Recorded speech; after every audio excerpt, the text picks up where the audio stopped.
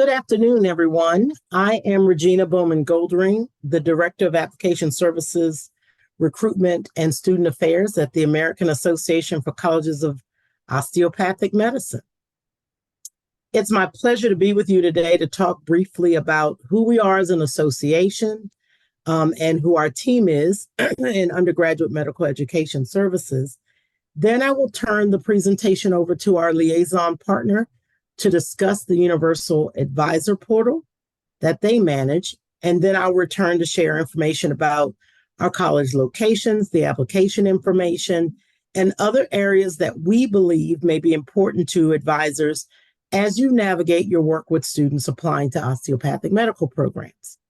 Feel free to put any questions you have in the chat, and we will address them at the conclusion of the liaison presentation and then again after the final presentation. So to talk a little bit about who AACOM is and who the undergraduate medical education team is, AACOM, or the American Association for Colleges of Osteopathic Medicine, is the leading voice for education and training of physicians who practice osteopathic medicine in settings ranging from primary care to pediatrics. Our association supports colleges of osteopathic medicine in their efforts to attract and train future physicians with a passion for partnering with patients on their overall wellness journey and consider factors that go beyond the treatment of symptoms. As you may know, there are two ways to become a physician within the United States. One of those ways is osteopathic medicine. Doctors of osteopathic medicines, or DOs as we call them, are trained equal to their allopathic partners, as in they both require 4 years of medical school training, residency, licensure exams, and the like. DOs, however, are trained additionally in a technique called osteopathic manipulative treatment, which is training to use their hands to diagnose and treat illnesses and ailments. Presently, 1 in 4 practicing physicians in the United States is a DO, and it is projected by the Occupational Outlook Handbook of the U.S. Bureau of Labor and Statistics to grow 13% through the year 2026, which is faster than the average of all occupations combined. I am joined today with my colleagues in AACOM's undergraduate medical education services team, who is probably best known to you all as the team that oversees the ACCOMAS application system. Collectively, the UME team has over 70 years experience in working in the post-secondary educational space in both student affairs as well as academic affairs. My colleagues will assist me in answering any questions that you have at the end of the presentation. We're also joined today by Liaison's Vice President of Account Management, Karen Jacobs, who will be discussing the Universal Advising Portal. Karen? Thank you, Regina. Thanks, everyone, for your time this afternoon. I know how busy of a time of year this is, so really do appreciate that you're all spending some time with us today. I really do appreciate the work that you all do. I know that you're such incredible advocates for your students and for the professions that are represented both within osteopathic medicine and throughout, and do appreciate all the time and effort that you all put in. To that end, we want to make sure that you've got good information to be able to do that good work with your students. And one of those platforms, or one of those bits of information, is the Universal Advisor Portal. The Universal Advisor Portal is a cloud-based platform that provides health professions advisors with a centralized location to access, query, and report on individuals applying to many health professions programs. The UAP works in conjunction with WebAdmit, which is the back-end admissions management portal or platform that is associated with the CAS applications, and was developed through an analysis of existing advisor solutions, in consultation with the NAAHP board, in collaboration with a task force of NAAHP members, and with input from health professions education associations. We have a really good FAQ page as well, and you'll find a lot of the questions that you might have about the portal there. To obtain access, As you can see on the screen here, advisors would click on the link on the login page to set up an account. If you're a brand new program, there's a process that occurs behind the scenes that would allow us to get that set up for you. And it is always with any questions, you can always reach out to us with those particular questions. And go on to the next slide. So the Universal Advisor Portal, just a quick reference of what it does, the different features that are in there.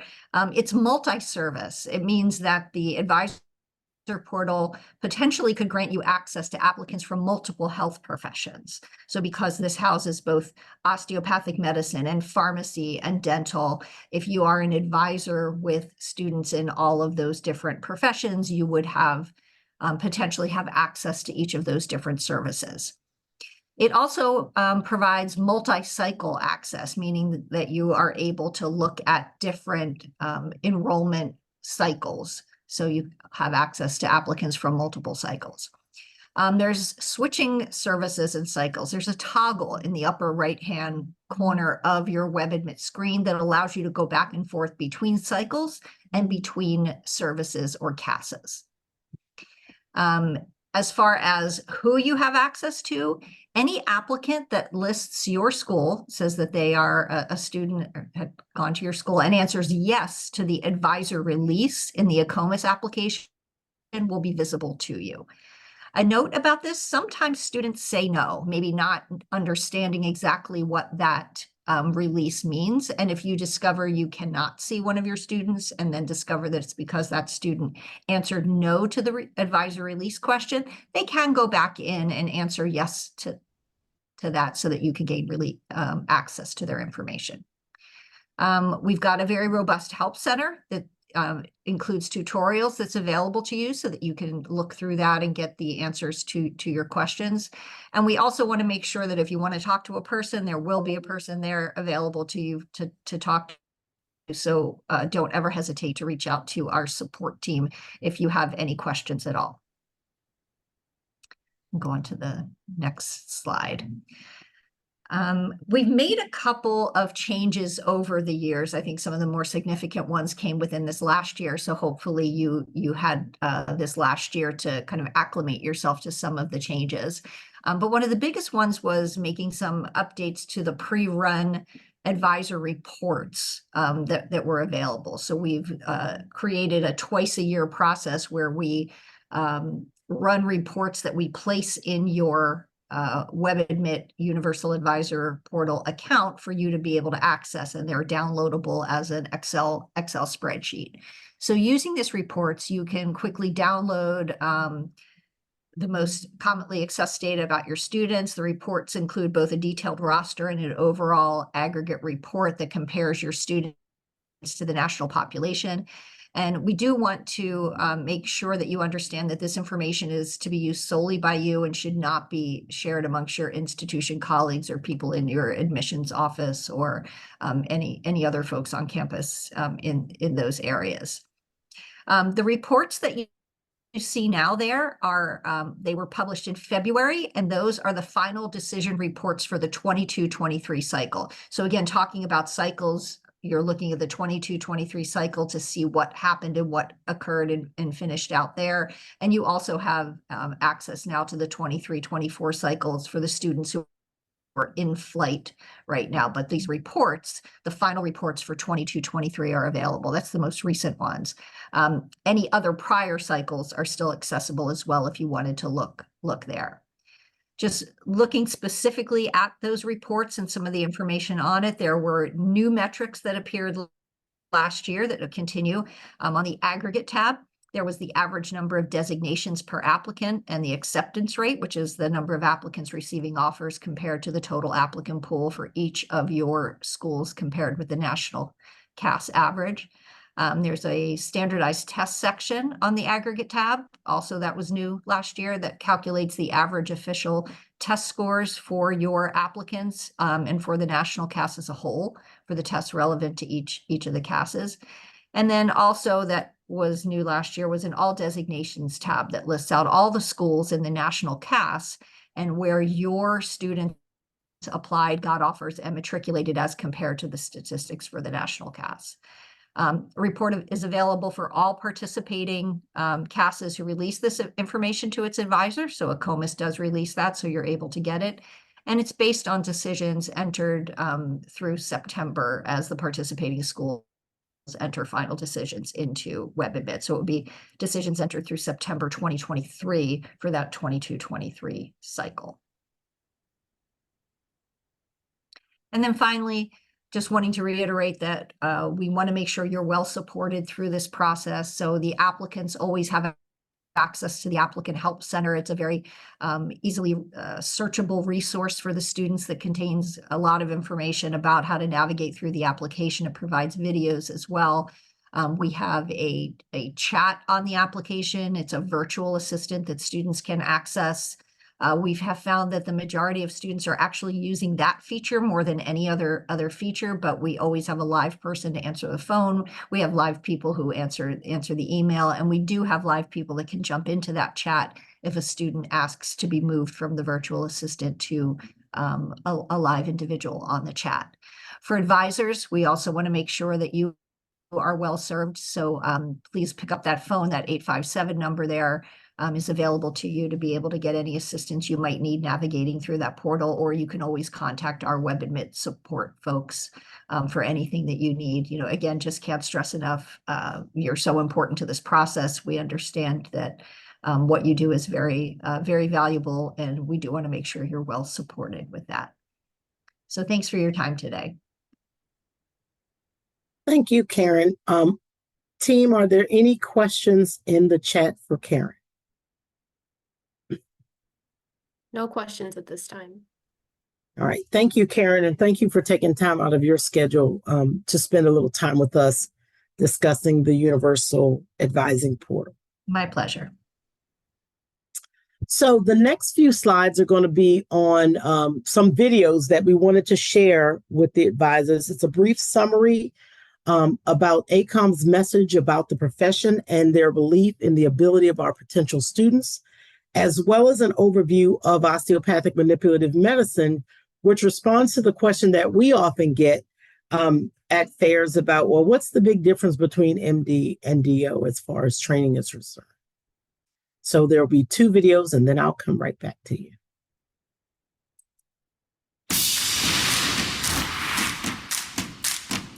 From small towns to big cities, the White House to the front lines, even at the edge of space, osteopathic physicians are everywhere.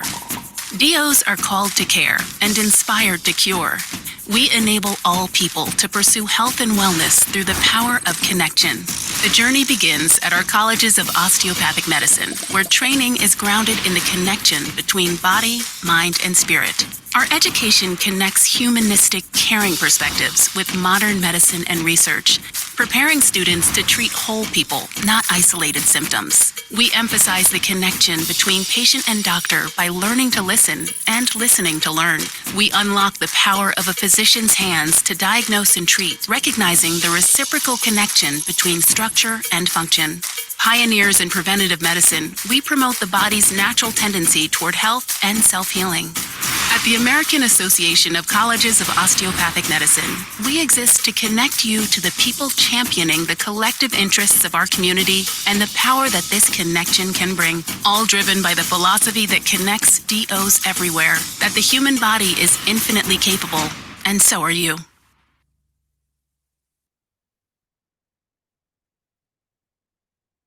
And again, to discuss OMM,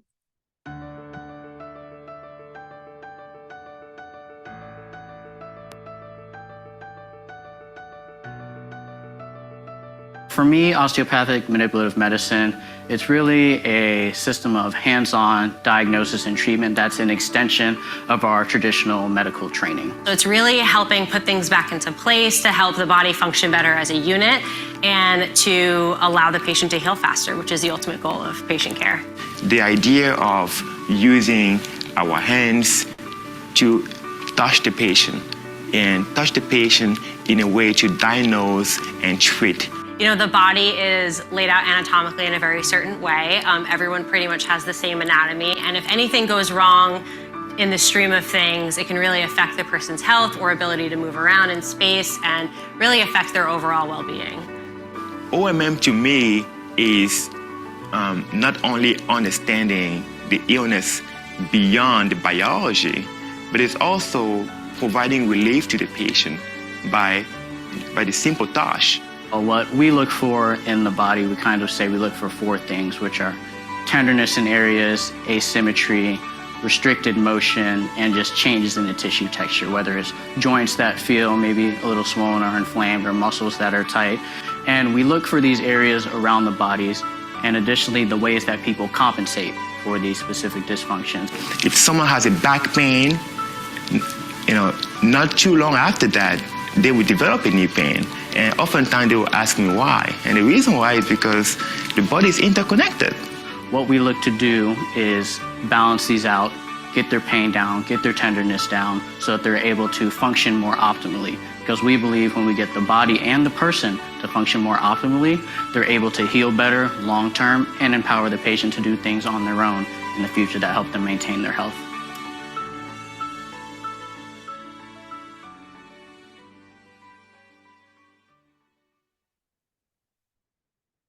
Okay, and I hope those videos provided you with some insight that can be shared with your students when discussing options for pursuing medical programs.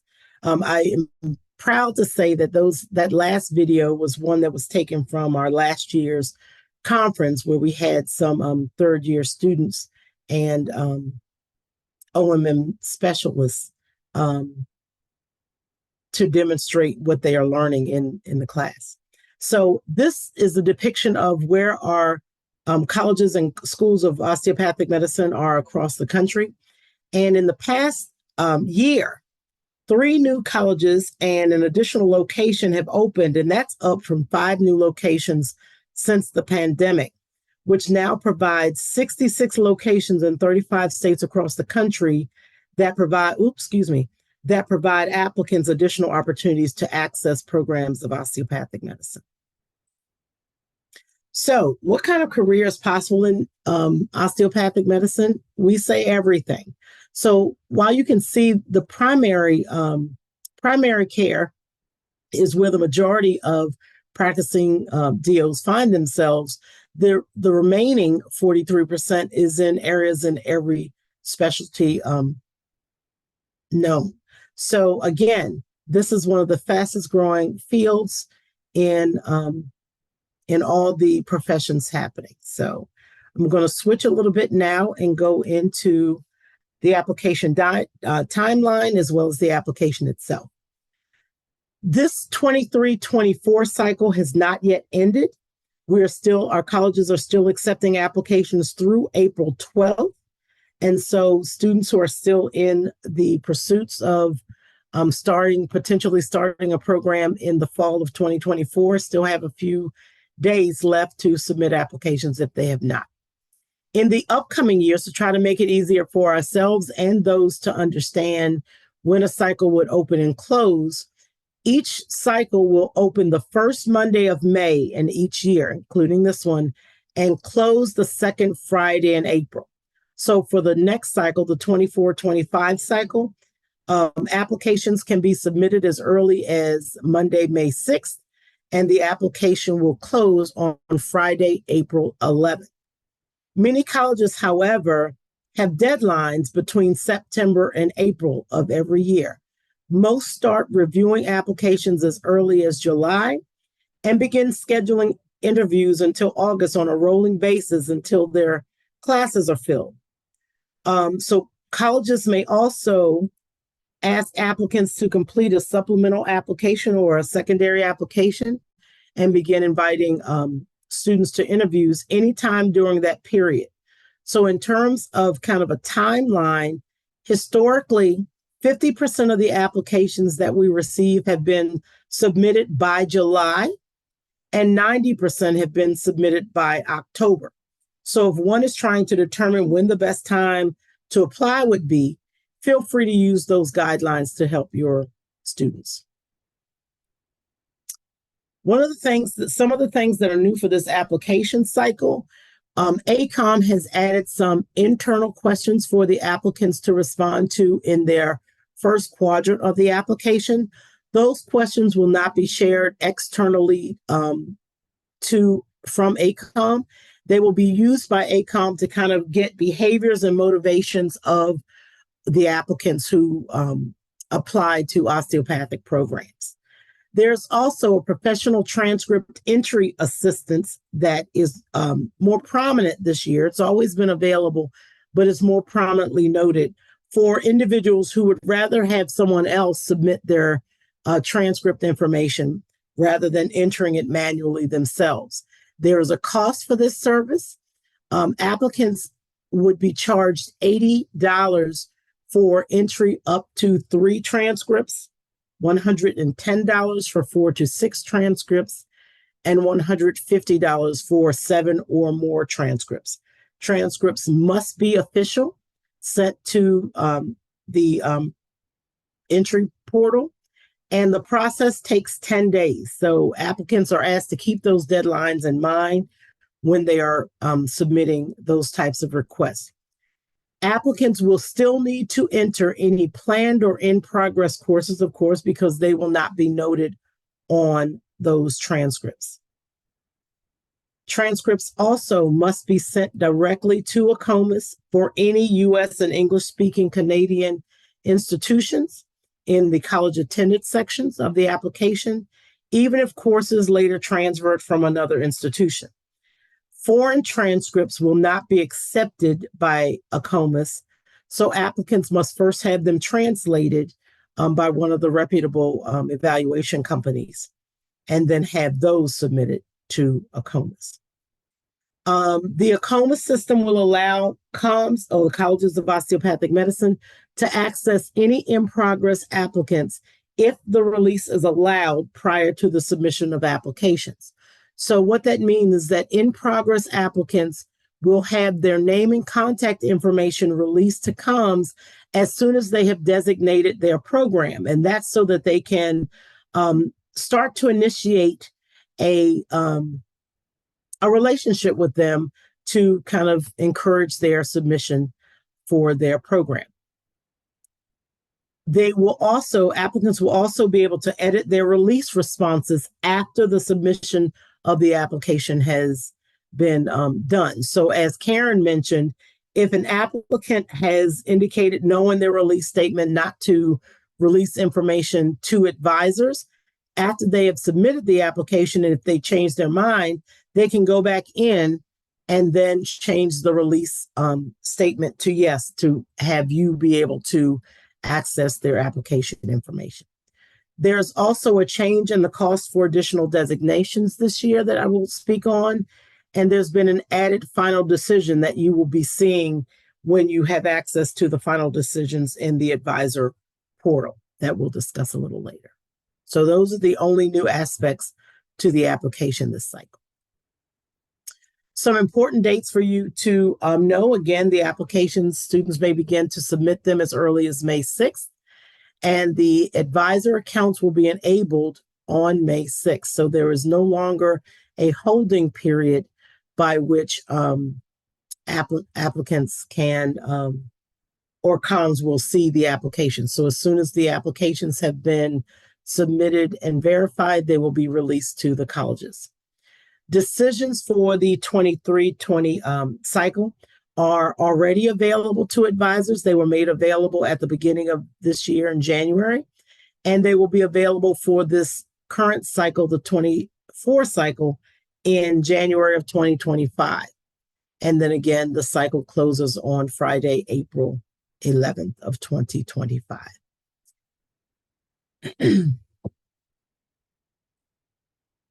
So now I'm going to switch gears a little bit and talk a bit about the application itself. So the ACCOMAS application is a centralized online service for U.S. colleges of osteopathic medicine. There is one exception, and that is with state medical schools in Texas who must use their, who must use their Texas Medical and Dental Schools application service. Other than that, they will be housed in the ACCOMAS system. ACCOMAS really simplifies the process for applying to osteopathic medical school because the students can complete one application to access up to almost 40 programs. And the ACCOMAS system then verifies the student application for accuracy, processes it, and sends all the relevant information to the osteopathic medical schools that the student designates in their application. So there are currently, to update, there are currently 47 designations that an applicant can select. We encourage advisors to create an application or an account in the ACCOMAS system so that you can see exactly what the student views from the application side, from the student view. We also recommend that when you are creating an application, that you use your personal email rather than your college's email, and you put in your naming convention something that says either test or something that identifies you as not a true applicant. And we recommend also that the application is completed using either Chrome or Firefox for best interfacing the application. The application still has 4 sections on the home page. It includes a general dashboard of notifications over to your left, which will be any update notifications that the applicant will see when they log in. You can see that there is a monitor that kind of shifts the progress that an applicant is making. And when all the sections of the application of that particular quadrant is completed, it will be fully colored in. If it's something that's incomplete, you'll see that there is a gauge that shows completion, but it will show you that it has not been fully completed. Each section is relatively self-explanatory, but there will be an application help desk, the chat on each page of the application. And there are a few things that I want to kind of point out for you and applicants to take note of. So in the personal information is really where the bulk of course, the demographic information is housed. I will say to you that we encourage applicants to start completing the application as soon as possible, even if they're planning to apply for a future cycle. The good thing is that if an applicant starts to complete their application and decide not to submit it, all of the information will roll over to future cycles. And the applicant can determine which of those sections will roll over and where they will want to start fresh in the upcoming cycle. In this personal information quadrant is where the release statements will be, by which an applicant can determine whether or not they want the COMs to see their information or access them prior to submission, as well as where the advisors can have access to their information. I also show this page to indicate at the bottom where the applicant will be asked about their MCAT history, as well as to indicate their AAMC ID number. That will be critical, as applicants will need to request the AAMC to release their MCAT scores to ACCOMAS. That does not happen automatically. There needs to be a request made, and that will happen annually. So even if a student has submitted the application with the MCAT scores and has had it released for a previous cycle, if they are not matriculating and need to reapply for whatever reason, they will need to ask the AAMC to release those MCAT scores yet again with each upcoming cycle.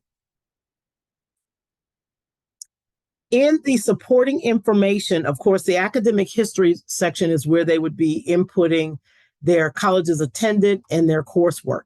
The supporting information houses the evaluations, which are the letter of recommendations, any experiences that they have, any accomplishments, as well as their personal statement. Applicants will have up to 6 evaluations that they may have someone respond to, make requests for letters of recommendations. Some COMs will only request a few. If applicants want to submit more than 6, they must do that separately from the ACCOMAS application and work directly with the colleges of osteopathic medicine. But they should definitely check with the school to see if they will accept them separately, because COMS will only designate a certain amount that can be accepted and how that might be translated. Experiences that are noted can be anything that demonstrates an applicant's passion, skills, and character, whether it's paid or unpaid, in healthcare related or not. That will also give the admissions officers a glimpse of what their full experience has been.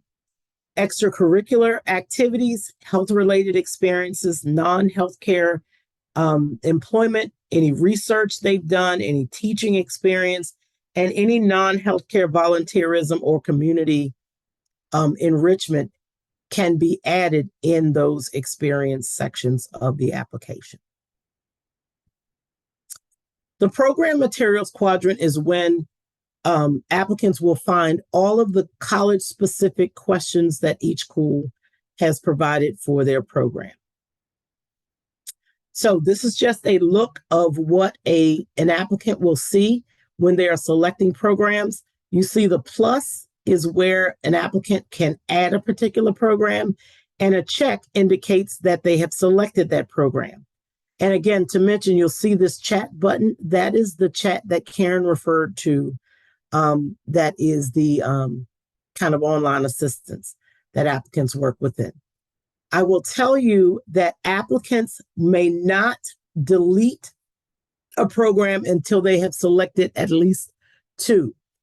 An applicant must have a minimum of 1 school selected in order to navigate the program system. This is just an example of what a college's page will look like. Each college will have a home page that gives basic information about the individual college. Some are more developed than others. But if there are any questions that the COM would like the applicant to respond to, that will be found by toggling to whatever tab is listed. Each page will have at least the home and the prerequisite page. Any questions must be answered, and I will note that this year we have found that more COMs are adding questions to their applications. So it is advised that the applications make sure that they are answering and responding to those questions outlined in the application. A lot of the colleges are now using those in lieu of a supplemental application. So that is very important for them to take note of that page. So once the application has gone through stages, the applicant may check their status from their landing page in order to monitor what stages they're in. There are 4 separate stages that an application can be in. In progress would indicate that the application has been started but not submitted. Received indicates that the application is waiting for official transcripts to begin the verification process.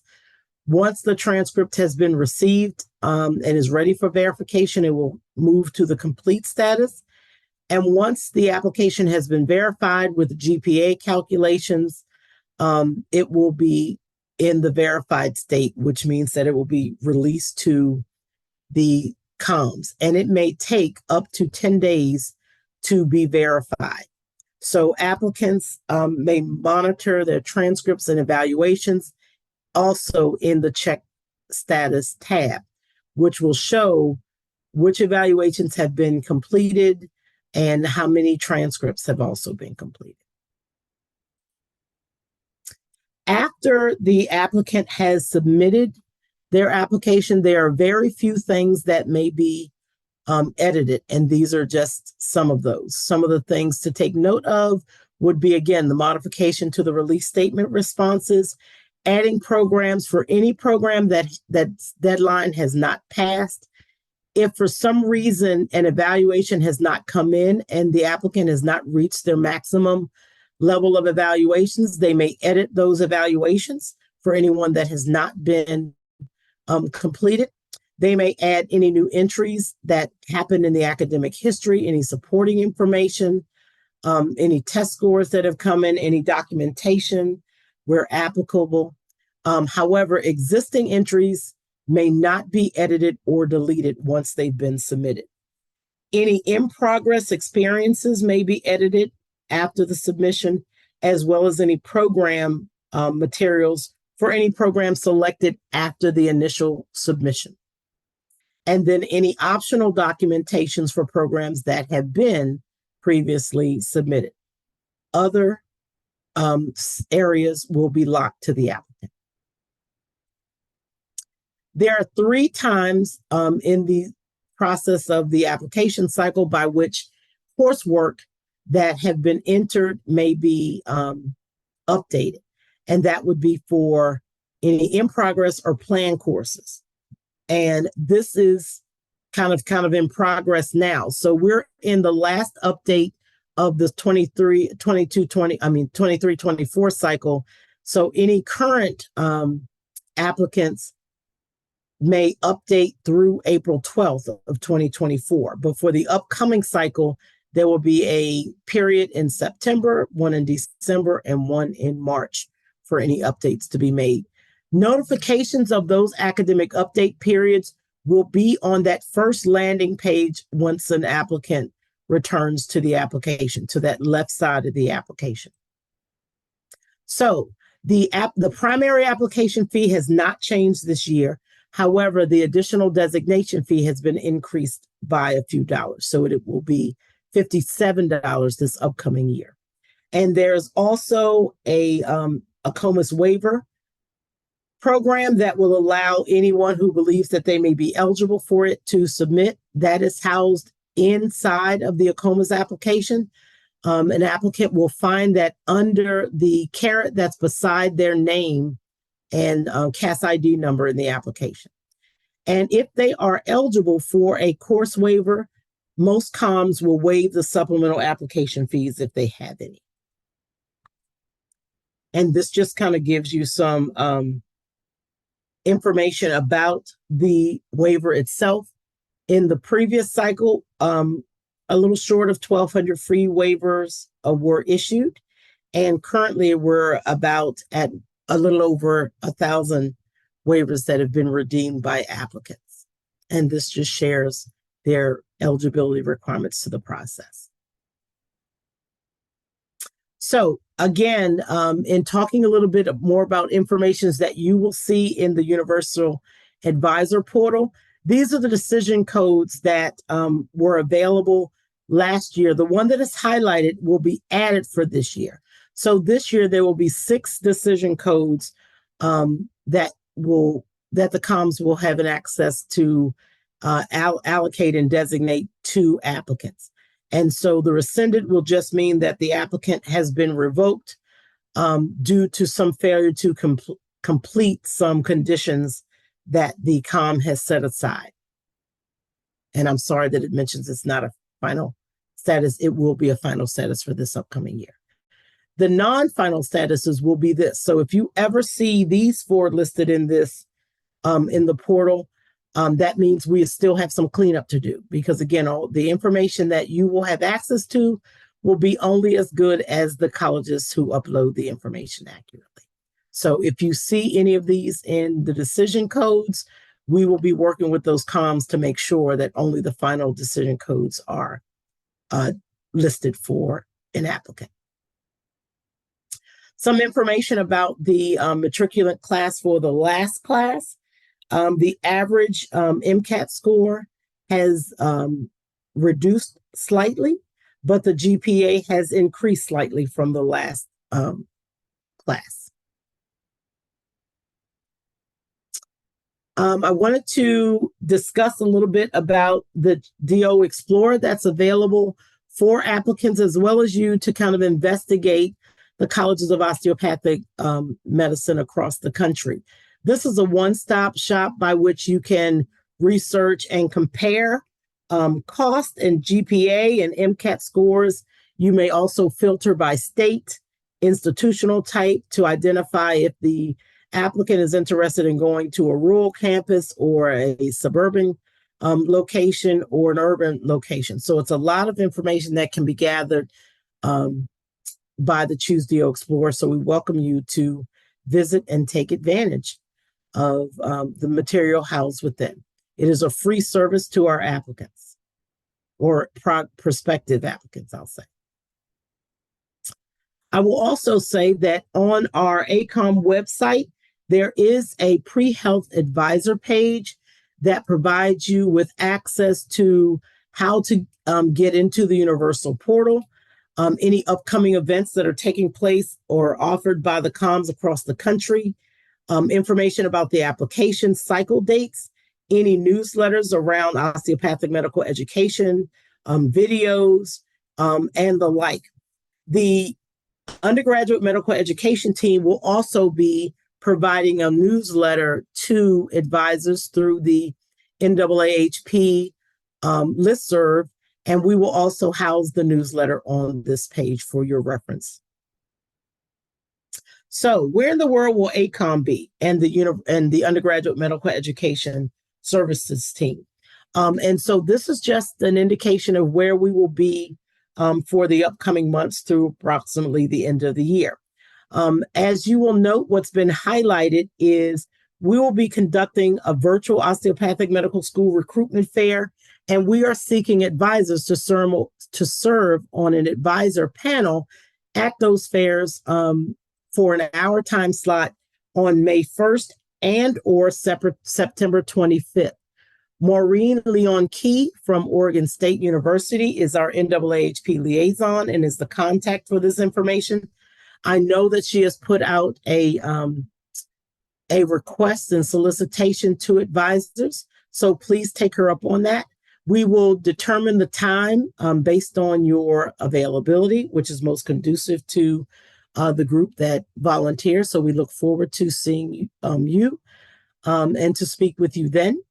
And at the bottom, if you would see your college or university, and that is just so that you understand that the AACOM Undergraduate Medical Education Services team is open to providing a walkthrough of the application or a presentation to any of your students, whether prospective, whether if they're in the throes of the application process, or any information that they would like to hear from AACOM. And also embedded in the newsletter, we will be having a survey for you all to share with us the types of information that you would believe would be helpful to you as you navigate discussing osteopathic medicine with your potential applicants, as well as information that will be helpful to you as an advisor. And I thank you for your time. I know that this time of year, you all are extremely busy. So I think there are a few questions in the chat. So I will stop my share so that we can respond to them. Regina, this is Karen. I went ahead and answered a couple of the questions just while you were going through there, but just so you know that those few questions got answered. Thank you. So I think the first one, yes, these slides will be available as well as the recording of the video. We will plan to put the video embedded in the newsletter. So again, yes, what details will be made? The details that will be made to the applicant while in progress is only their name and their contact information to start building a relationship with them. Will COM start sending as soon as the application is started? So the question, will COM start sending secondary essays as soon as the application is started? No. The COMs will not be sending any secondary or supplemental applications until after the application has been submitted and released to them. So again, they will only see applicants who have expressed an interest in their institution. They will not receive any full application until they submit the application fully. And Debbie's question, can you talk more about the ACCOMAS question? Yes. So the ACCOMAS questions that are being asked is basically to help us understand how we can better communicate information about osteopathic medicine. So I want to say there are 6 questions, and they ask questions such as where they found out about osteopathic medicine, whether it's from a website or a fair or someone in their family is. It will speak to what are the most important aspects that they're drawn to in osteopathic medicine. I don't have them ready. Precious and or Brianna, can you speak to the other areas on the questions that are asked? I have them up on my screen if you want me to go through them. Please go ahead. Sure. So the questions there are, I know one of the questions here was whether or not these questions were required. Yes, they are required. The first one is, when did you start considering osteopathic medicine as a career? And then what were the main questions you sought to understand as you learned about osteopathic medicine? And it has a checkbox. The next question is, which of the following resources were most influential in your decision to pursue osteopathic medicine? And then they can select up to 3 from a list. Which of the following aspects of osteopathic medicine do you find most appealing? And they select up to 3 from a list.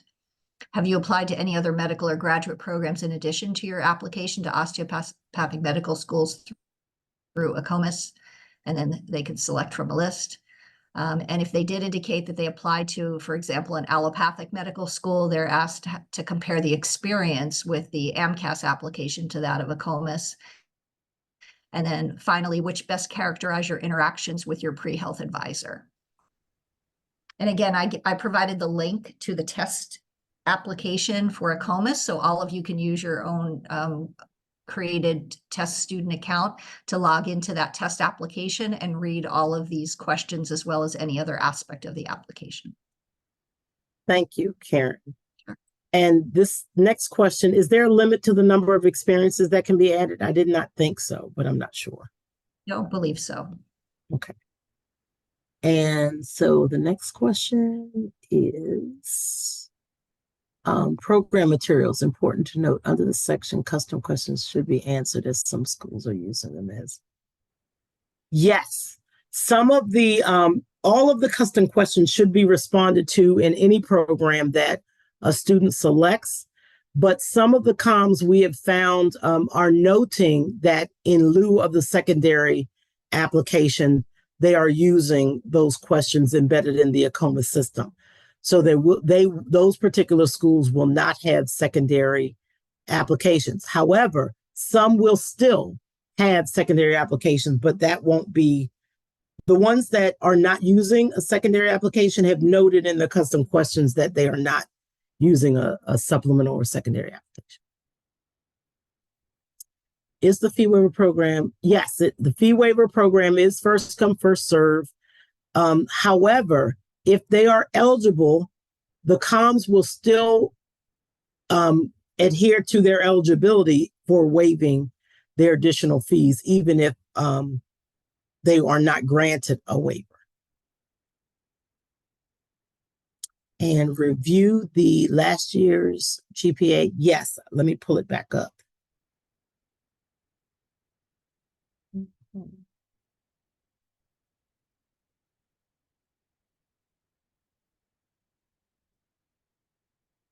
And I think you wanted the MCAT score.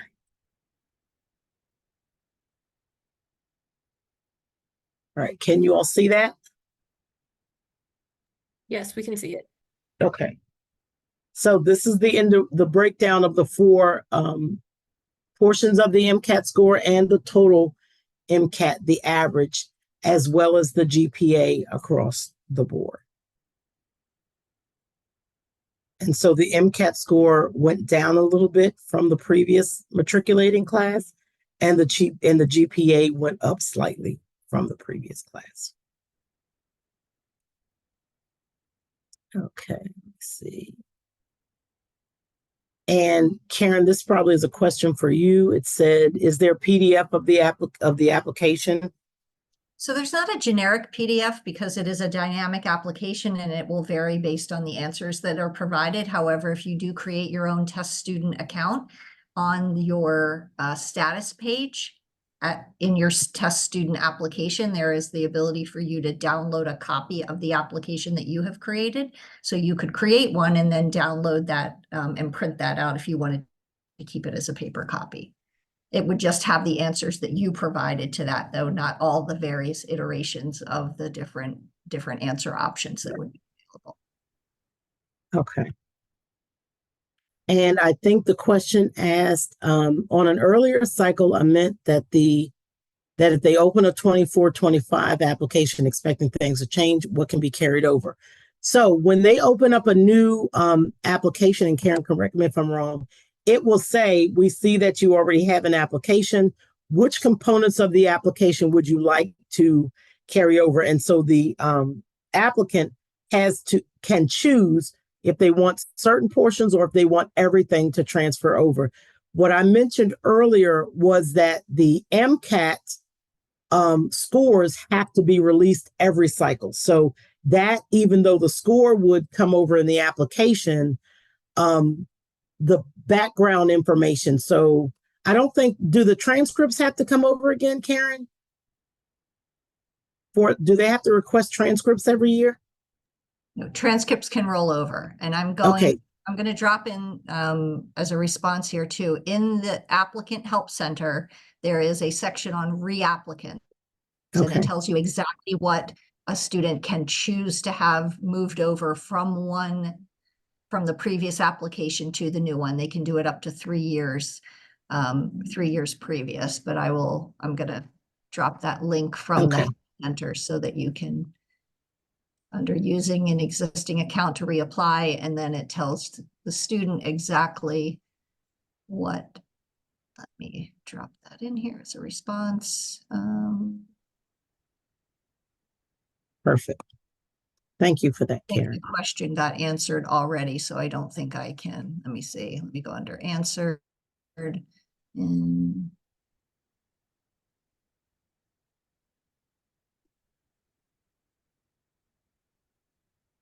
let me put it. And I hope there's a way for us to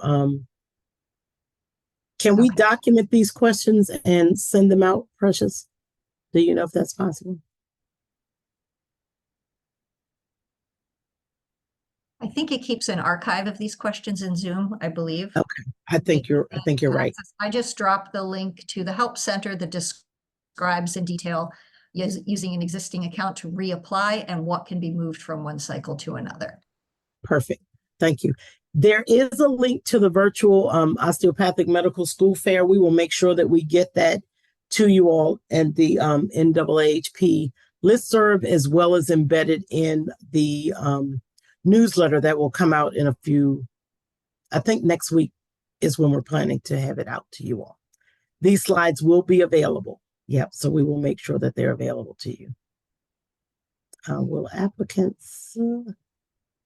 Yeah, so I can answer that. So any required question on the application, if there's an asterisk next to a question, whether it is a question in the core of the application or whether it is a question that is school specific, if it is required, the student must respond as a condition of submitting the application. Thank you. And the question, I'm assuming, is the WebAdmit platform a paid account or is it free? I'm assuming you're talking about for the advisor portal, and that is free, correct, Karen? That's free to advisors. WebAdmit for the CASAs is free, whether it's for a school that's using ACCOMAS and wanting to use WebAdmit to manage the applications, or whether it's for advisors using the Universal Advisor Portal. The WebAdmit platform is provided at no cost. Okay, so as it relates to the comms that are using the ACCOMAS for their questions rather than a supplemental application, that is correct. That means that they are not charging a supplemental application fee. That is correct. And I would probably make sure that you're confirming specifically with each of the comms as to what they're. I would assume that is the case, but that's probably a very specific question to ask of each comm. Well, in the ones that we've seen in the configuration portal, it's specified. Perfect. And let me see what else. Yeah, I think that's the full answer to that one. Oh, yes, the ACCOMAS fee is not changing based on what AACOM is choosing to do. It is still at that $198 for the initial application and $57 for any additional designation. All right. Yes, advisor, we have gotten this question also, get a lot of questions about the match rate. And students hesitate because they fear they won't match. Is there any truth in this? How do you respond to students? Well, typically, when we get asked this question, we actually go to the match numbers, and I wish I'd had them with me. But I know that most of the comms will document on their website their match rate.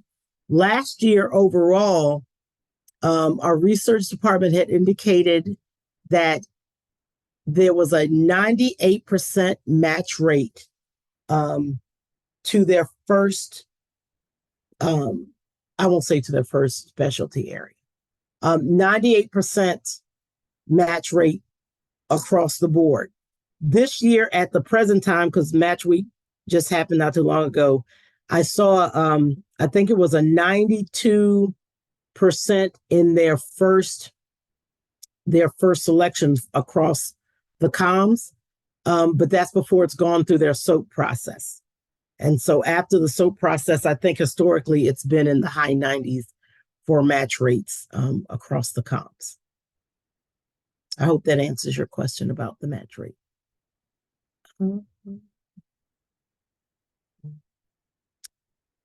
Are they being asked to list schools or just yes or no that they applied to other schools? So you can use your test student account to see exactly all the questions, but this is the question that is being asked. I just put it in the chat. But if you log into the application link that I provided earlier with your test account, you can see every one of those new questions and how they're being asked and what the response options are. You mean of the ACCOMAS questions? Those are ACCOMAS questions, yes. Okay. All right. Or any other question that's on the application. Right. Okay. And yes, you will get a copy of the slide. No problem. No worries if you missed it. Information schools will be able to view about. Again, in progress applicants, the schools will receive their name and contact information. Again, in order to start to build a relationship and start to engage with the applicant. Nothing further as it relates to any content that's embedded in the application is released until the application has been submitted and verified.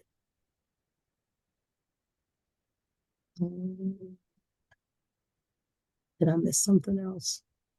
So the 6 questions, the new AACOM questions, the schools will not see them in WebAdmit. If the school logs into the student application as a test student, they'd be able to view what those questions are. But in terms of the collection of the responses, the collection of those responses are only available via AACOM. Okay. And the question about if a student information that doesn't submit and wants to apply the following year, yes, the information moves to the next cycle. And I can attest to that because I actually did it. Yeah, and as long as it is in the category of data of the areas that right. It will be. Right. Can you share the relevant links to the chat? We will make sure that the links provided in the chat would be shared with you. Can the custom school questions be completed after the submission of the primary application? Karen, I'm not sure if they will, if they're mandatory questions, they won't be allowed to submit without it, correct? That is correct. On the ACCOMAS application, any question that is required, whether it's a school custom question or whether it's a question on the core of the application, if it's required, the student must respond as a condition of submitting the application. And Dr. Cameron has put in the current match prior to the SOAP process. And the question is being able to make a test account. Yes, the link that I provided, you could do it today. You could do it right this minute. It's the test application. And then once the live application is available, you could use that test account and log into the live application. But yes, you can log into the test application link that I provided right now and be able to see all the questions that are in there. So definitely do that. It'll be super helpful. Okay. And Karen, you may be able to assist with this one. Will COMS review applications before all evaluations are received? Once it's submitted and verified, they have access to it, right? Right. I think this is a process question. There might be some Right. COMS that say we are That going will to start review reviewing immediately. applications, Yeah. before we get letters of recommendation. There are others that say we won't do it until until all letters of recommendation are received. So I think that's a COM by COM process decision.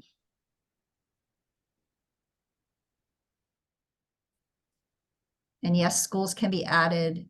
So a student can choose to add more schools to apply to after they submit. So if I apply to 5 schools and then want to go back and apply to 2 more, yes, I can do that even after I've submitted the application initially. As long as the deadline has not passed. Correct. That's listed. And I'm glad you asked this question about the fee waiver. So the fee waiver can be requested at any time during the application process. However, it cannot be, the application can't be submitted before the decision has been made, or else they kind of aren't able to take advantage of the waiver. After a decision has been made, if an applicant is approved for the waiver, they will have 14 days after the decision to submit their application. So we recommend to applicants that they wait until they're, at least a week or so away from being able to submit the application to apply for the waiver, so that once they get their decision, they can then complete their application process. And that's the decision about whether or not they qualify for the fee waiver. That's correct. Correct. If they're eligible for the waiver, yes. And somebody's asking about the test account link again. Yeah, you're going to send that all out to everybody, or I can drop it. We can. I put it in there.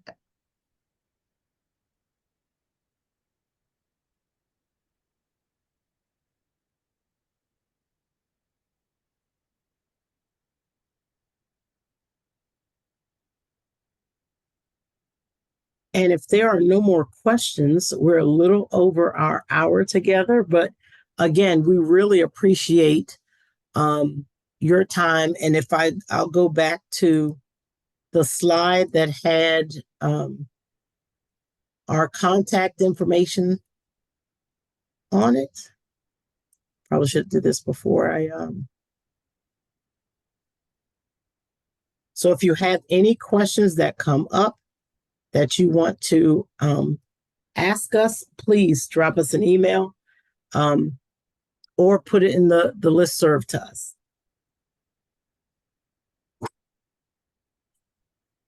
Thank you all for your time. Enjoy the rest of your day and week.